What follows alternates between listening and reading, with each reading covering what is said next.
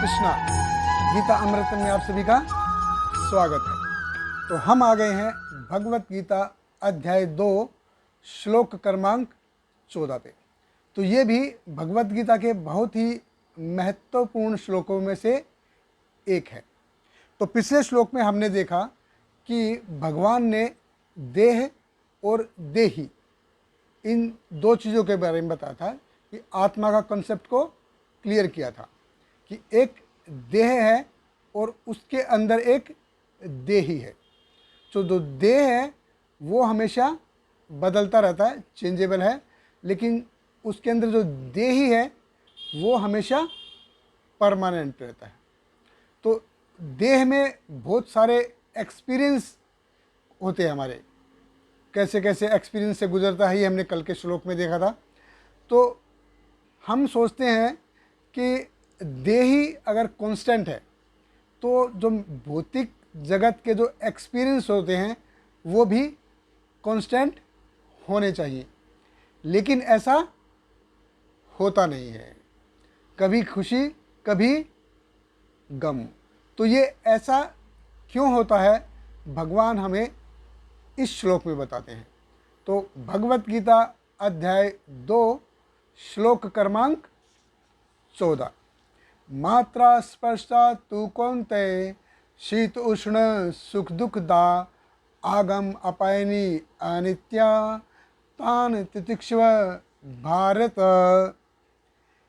भगवान कृष्ण कहते हैं, हे कुंती पुत्र, सुख तथा दुख का क्षणिक उदय तथा कालक्रम में उनका अंतर्धान होना सर्दी तथा गर्मी की ऋतुओं के आने जाने के समान है। हे भरतवंशी, वे इंद्रिय बोध से उत्पन्न होते हैं और मनुष्य को चाहिए कि अविचल भाव से उनको सहन करना सीखे। तो भगवान कहते हैं, मात्रा स्पर्शा तू कौन्तेय। मात्रा मात्रा मात्रा मतलब इंद्रिय विषय।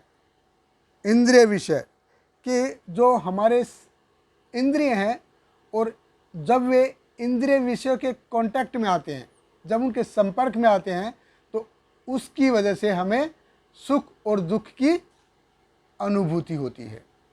तो हमारे शरीर में जैसे 5 नॉलेज एक्वायरिंग सेंसेस हैं, 5 हैं हमारी इंद्रियां हैं जिनसे हमको ज्ञान प्राप्त होता है, और उनके जो 5 हैं वो इंद्रिय विषय हैं। जब ये उसकी इंद्रियां और इंद्रिय विषय के कांटेक्ट में आती हैं तब वो हमें इन चीज़ों का आभास होता है।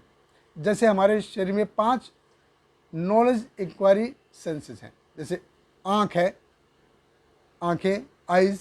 दूसरा है नोज यानी नाक। तीसरा है ईयर्स यानी कान। चौथा है टंग यानी कि जीभ। और 5वां है स्किन यानी कि त्वचा। और इनके 5 इंद्रिय विषय हैं। जैसे आँखों के लिए देखना इंद्रिय विषय है, नाक के लिए स्मेल सूंघना ये इंद्रिय विषय है, कान के लिए सुनना ये इंद्रिय विषय है, जीभ के लिए स्वाद ये इंद्रिय विषय है, और स्किन त्वचा के लिए टच होना ये इंद्रिय विषय है।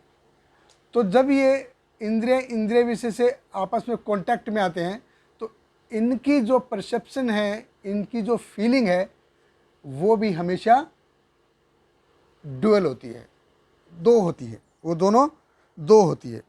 तो जैसे हम देखते हैं, आँखों से देखते हैं, तो अगर हम अच्छी चीज़ को किसी को देखते हैं तो हमको अच्छा लगता है। अगर हम किसी खराब चीज़ को देख ले तो हमारा मन दुखी हो जाता है, हमको खराब लगता है। नाक के लिए जैसे हम फूलों के पास से गुजरे तो हमको अच्छी स्मेल मिलती है, अच्छी सुगंध आती है, और वहीं हम गटर के पास से गुजरेंगे तो हमको खराब स्मेल लगती है। कानों के लिए कोई हमारी तारीफ़ करता है तो हमको सुनना अच्छा लगता है, और कोई हमारी बुराई करता है तो हमको दुख होता है। हालांकि दोनों शब्द हैं। ऐसे ही जीभ के लिए अगर हम अच्छा खाते हैं तो हमको अच्छा लगता है, लेकिन अगर जो हमने खाया है उसका टेस्ट खराब है तो हमको खराब लगता है। ऐसे ही त्वचा के लिए जब हमको कोई माँ बाप जैसे प्यार से छूता है तो मदरली फीलिंग आती है, और वही कोई हमको ज़ोर से कोई चांटा मारता है या पिटाई करता है तो हमको खराब लगता है। तो जब भी इंद्रिय विषय के कांटेक्ट में आएंगी तो उनसे जो परसेप्शन होगा, जो फीलिंग होगी, वो हमेशा डूल होती है। तो इसीलिए भगवान कहते हैं कि ये मटेरियल वर्ल्ड ऐसा ही है, ये भौतिक जगत ऐसा ही है। तो भगवान कहते हैं शीत उष्ण सुख दुख दा। यहाँ पे ये जो है सुख और दुख जैसे आते और जाते रहते हैं, ऐसे ही हमारे जीवन में अच्छी चीज़ें और ख़राब चीज़ें दोनों हमेशा आती जाती रहेंगी। हमें कभी ऐसा नहीं होगा कि हमेशा सुख ही सुख है, और कभी ऐसा नहीं होगा कि हमेशा दुख ही दुख है। कभी ऐसा नहीं होगा कि हमेशा धूप ही धूप है, कभी ऐसा नहीं होगा कि हमेशा छाँव ही छाँव है। तो जैसे मौसम बदलता रहता है, ऐसे हमारी ज़िंदगी में सुख और दुख आते जाते रहेंगे। ये ड्युअलिटी हमेशा इस भौतिक जगत में रहेगी ही रहेगी, कोई इससे बच नहीं सकता। तो फिर इनसे क्या करे? तो भगवान कहते हैं, ओ माय डियर अर्जुन, तान तितिक्ष्व भारत, कि आपको ये सहन करना सीखना पड़ेगा, इनको सहन करने की आदत डालो। अभी हमको बहुत सारे लोग ऐसे बोलेंगे कि अरे तुमको इनसे ये आते जाते रहेंगे, इनसे डिस्टर्ब मत हो। लेकिन बहुत सारे लोग ऐसे बोलेंगे कि अरे तुम जो चाहे वो कर सकते हो, बस हौसला रखो, हिम्मत रखो, आगे बढ़ो। लेकिन क्या हमेशा ऐसा होता है क्या? हम जो चाहें, हम जो सोचे, वो हमेशा ऐसा ही होता है क्या? बिल्कुल नहीं होता। कभी हमारे हिसाब से होता है, कभी हमारे हिसाब से नहीं होता। तो ये जो है, जब हमको लगता कि क्या सब कुछ अपने आप हो जाएगा, क्या इसमें भगवान का कोई हाथ नहीं है? तो भगवान का इसमें हाथ 100% है। तो हमको ये 2 फिंगर पॉलिसी है, वो हमेशा ध्यान में रखनी पड़ेगी। 1 फिंगर यानी कि हमारी मेहनत है, उसमें कि हमारी मेहनत है, हम कितनी मेहनत करते हैं, उस हिसाब से होगा क्या। लेकिन जो 2nd फिंगर है कि भगवान की स्वीकृति इसमें है क्या। हम देखिए, हम डिज़ायर रख सकते हैं, ये करना है, ये चाहिए, वो चाहिए, वो चाहिए, लेकिन क्या हम उसके लिए डिज़र्व करते हैं क्या? हमारे कर्मों के हिसाब से, हमारे कर्मों के हिसाब से हमको वो मिलेगा जिसके लिए हम डिज़र्व करते हैं, हमको वो नहीं मिलेगा जिसकी हम डिज़ायर करते हैं। इच्छा जिसकी होगी वो हमको नहीं मिलेगा। इच्छा हो सकती है हमको, डिज़ायर हो सकती है, पर उसके लिए क्या मैं डिज़र्व हूँ, ये हमको ध्यान में रखना पड़ेगा। सभी लोग चाहते हैं कि मैं करोड़पति बन जाऊँ, लेकिन सभी बनते हैं क्या? सभी चाहते हैं कि हमारे पास भी BMW कार हो, मर्सिडीज़ हो, लेकिन सबके पास होती है क्या? नहीं होती। तो उसके लिए हम पात्र हैं क्या, डिज़र्व करते हैं क्या, ये देखने वाली बात है। तो सब कुछ हमारे हिसाब से नहीं होगा, कभी हमारे हिसाब से होगा, कभी हमारे हिसाब से नहीं होगा। तो भगवान कहते हैं, ओ माय डियर अर्जुन, इन सब को हमको आदत डालनी है, सीखना है, इनको हमको सहन करना है, इनसे बचना नहीं है। भगवान कहते हैं तान तितिक्ष्व भारत, उसको सहन करने की आदत डालो। तो भगवान ने यहाँ पे ये कंसेप्ट इंट्रोड्यूस किया है कि हमको इन सब चीज़ों को सहन करना सीखना चाहिए। जब हम सहन करना सीख जाएंगे तो हम इन सुख दुख से डिस्टर्ब नहीं होंगे। फिर क्या जीवन हमारे हिसाब से हमेशा चलेगा नहीं।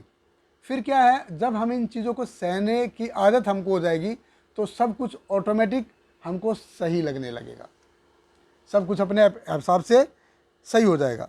तो देखिए भगवान कृष्ण यहाँ को अर्जुन को कौनते बोल रहे हैं कि मदरली साइड से तुम्हारा वंश बहुत ही अच्छा है, उच्च कोटि का है। और उसको भारत भी बोल रहे हैं कि तुम भरत वंश के हो, तो तुम्हारा मदरली साइड से भी और पिताजी की साइड से भी, दोनों साइड से तुम्हारा वंश बहुत ही अच्छा है। तो तुम इस प्रकार अपने कर्तव्य से भाग नहीं सकते। तुम अपनी ड्यूटी कैसे भूल गए भाई? तुमको अपनी ड्यूटी नहीं भूलनी चाहिए। तुम इतने अच्छे वंश से संबंध रखते हो, तो तुम अपना कर्तव्य छोड़ के भागना नहीं चाहिए। हमको अपनी ड्यूटी करनी पड़ती है, चाहे हमको अच्छी लगे या हमको अच्छी ना लगे, हमको वो करना ही पड़ता है और हमको करनी चाहिए। श्रील प्रभुपाद जी इसको बहुत ही अच्छे तरीके से, बहुत सुंदर तरीके से उदाहरण दे के समझाते हैं कि जैसे एक गृहिणी गर्मी में खाना बनाती है, किचन में, रसोई में खाना बनाती है, तो जब बहुत ज़्यादा गर्मी होती है तो क्या वो बोलती है कि आज बहुत ज़्यादा गर्मी है, चलो आज सभी का उपवास? नहीं, वो नहीं बोलती, उसको वो ड्यूटी करनी ही पड़ती है। ऐसे ही जो साधु सन्यासी होते हैं, जब सर्दी का मौसम होता है तो वो ठंडे पानी से नहाते हैं, सुबह उठ के ठंडे पानी से नहाते हैं, गंगा में जमुना में स्नान करते हैं। तो वो क्या ये बोलते हैं कि आज तो बहुत ठंड है, आज मैं नहीं नहाता हूँ? नहीं, उनको वो काम करना ही पड़ता है, वो ऐसा छोड़ते नहीं है। तो भगवान कृष्ण अर्जुन को कहते हैं कि हे अर्जुन, अगर तुम अपनी ड्यूटी छोड़ के ऐसे चले जाओगे तो ऐसा कैसे चलेगा? तुमको अपनी ड्यूटी करनी ही करनी है। तुम अपनी ड्यूटी से ऐसे छोड़ के भाग नहीं सकते। तो ये दोनों, ये बहुत ही इम्पोर्टेंट श्लोक थे। हमारे साथ बने रहिए। बहुत बहुत धन्यवाद। हरे कृष्णा। हरे कृष्णा कृष्ण कृष्ण हरे हरे, हरे रामा राम राम हरे हरे।